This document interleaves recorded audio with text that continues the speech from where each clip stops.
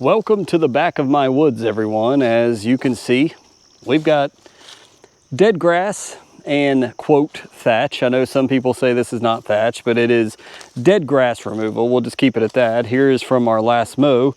As I said in the last video, we bagged it and we cut it at 2.5 inches. So we're talking again about prepping. As some of you, most of you, I got the handy rake here, probably know that on the Wednesday's video, I posted that I have moved up the big day until September 5th, next Friday. So let's go on a little journey. Let me show you what I'm working on in the lawn to prepare a couple surprises, a couple new things that I think, man, I'm ready. I'm prepped. I'm getting ready for the big day. Let's do it.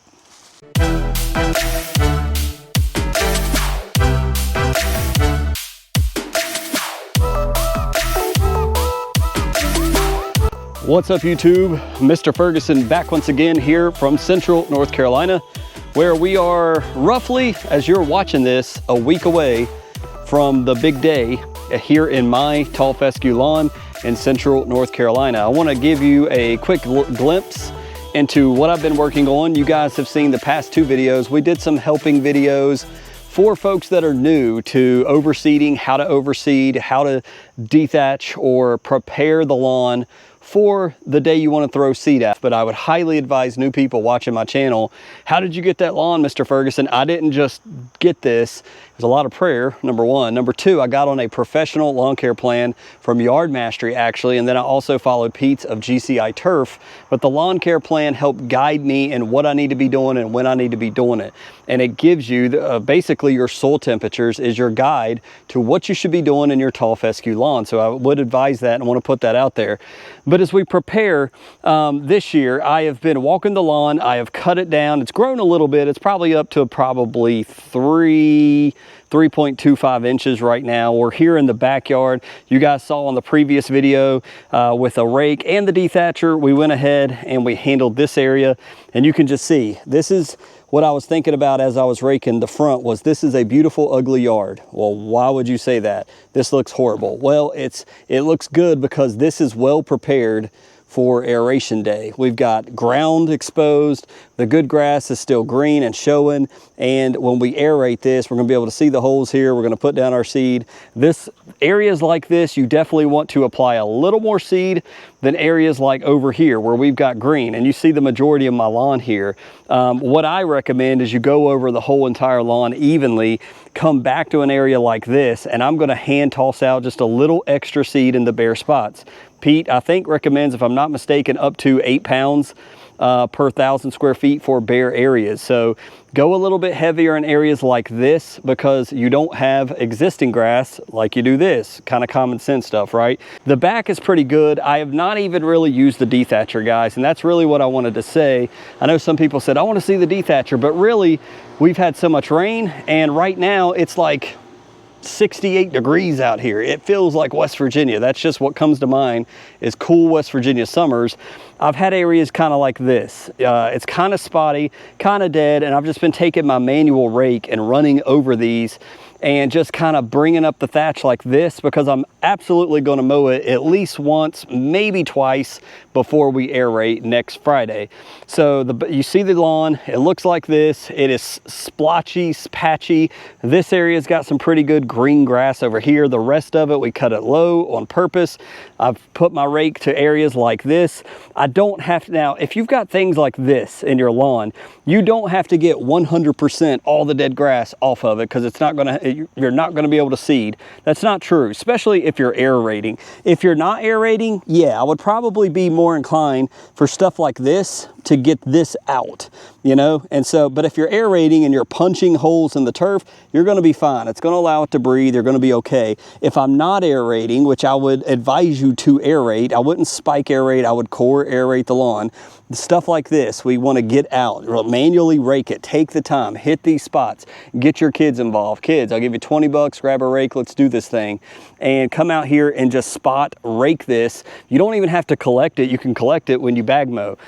So that's kind of what I'm thinking in some of this. I am collecting some of it, but stuff like this, you just, when the seed hits this, you know, it's not going through it all the time. You kind of want to expose this like that and get it to, you know, ground, turf, soil right here. Sorry, not turf, soil. We want the seed to mix in with the soil. But again, we're punching holes with the aerator. I feel confident this little layer, this is less than ½ an inch like what we were talking about.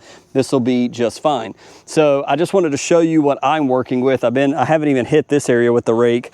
I thought about possibly using the machine to do this area because all up and down right here, it's kind of died out. But I'm not sure I'm going to do that.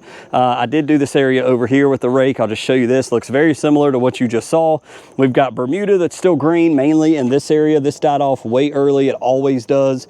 There's something under here, probably concrete runoff or something, but you just see it's just bare dirt here. The risk that we do, that we, I guess, run doing this a full week ahead of time is we can't have weeds pop up. Not a big deal. I don't think I'm worried about that. It's going to be cool. And so anyways, I just ran the rake, but you can see the Bermuda through here.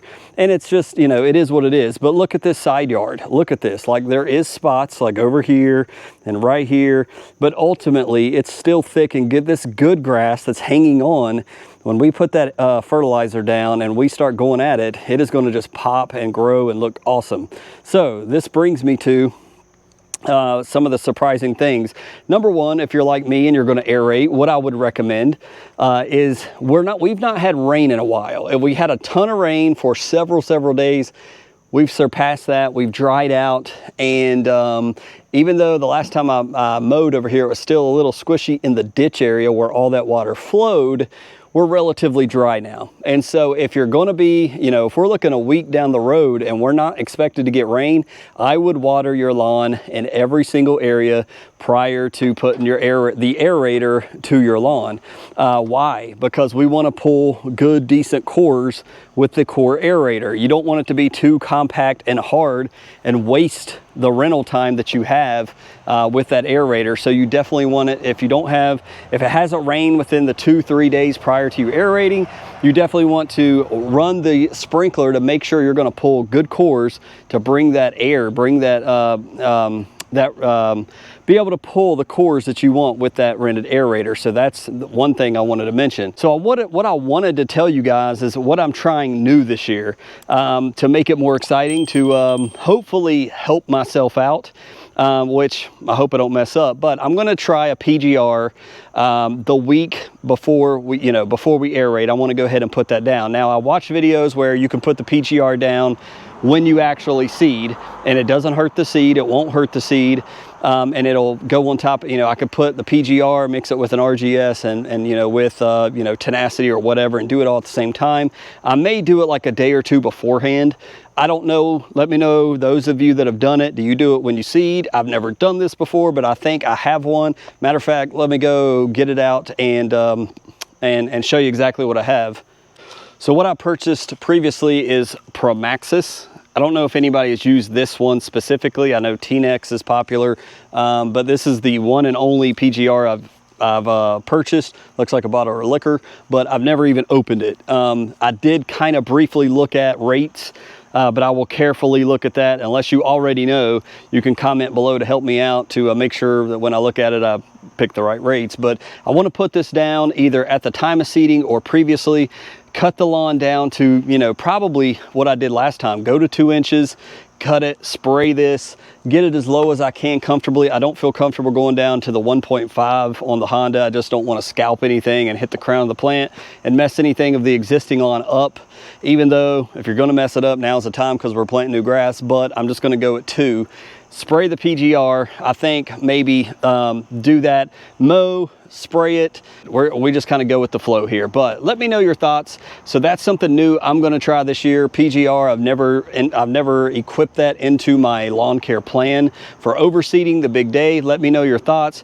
What has worked well for you guys? I really value what you're going to tell me on this, whether you do it day of and the seed comes up fine, whether or not, mixed with tenacity. Like, I don't know if that's too much risk there, or if I should do it like, a day or two before and go ahead and get it in place into the leaf, into the plant, the foliage, and then come back and seed and not have to worry about PGR, just do my regular thing. So let me know your thoughts on that. So we got Mr. Rake out here. I'm just gonna kind of touch up throughout the weekend and stuff. I got my brother, my dad's birthday's coming up. We've got my sister-in-law's shower, they're coming in. So I've got things also going on. So some of this may be sporadic filming it. It may not be a big grand event like I filmed in the past, but definitely plan on filming everything for you guys, posting it.